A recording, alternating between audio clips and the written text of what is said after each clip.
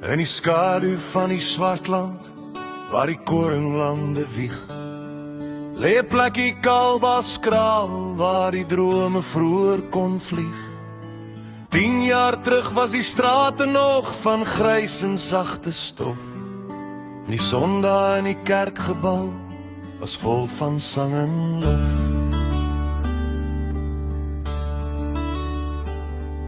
Daar was nie ryk of arm nie, net die hart se warm gloed, want in die strate van die dorp het almal mekaar gegroet.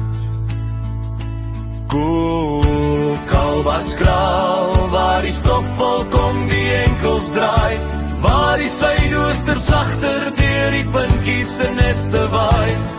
Ons was een groot familie, gebind deur bloed en hoop.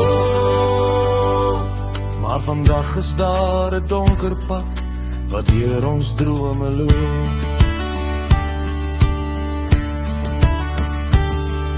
Saterdag was heilig, die rugbyvel, die hart.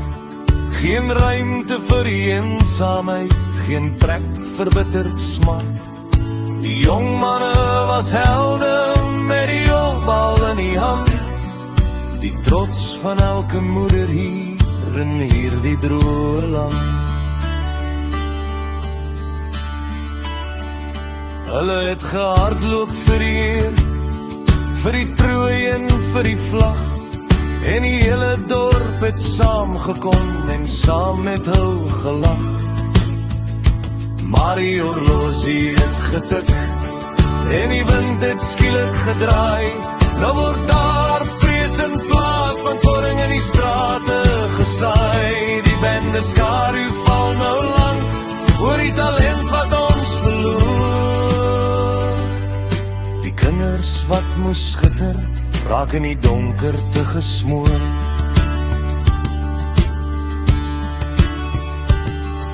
Die rugbyveld is stiller nou, die strate voel so koud, en die vyand steel ons toekoms met sy hande gulsige nout.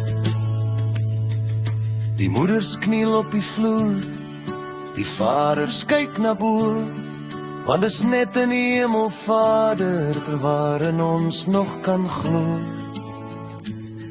Hulle roep o Here, strek die hand van beskerming oor die plein.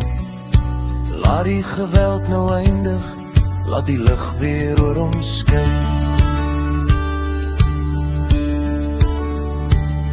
Hulle smeek vir veiligheid, dat die bloedbad nou moet stop, sodat die son weer oor 'n vrye Kalbaskraal kan opkop.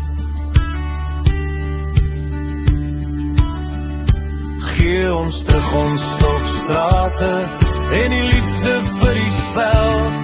Red ons kinders uit die greep van hierdie aardse hel. Kalbaskraal sal weer opstaan as die gebede vlam vat, en die liefde weer die wegwyser word op elke pad.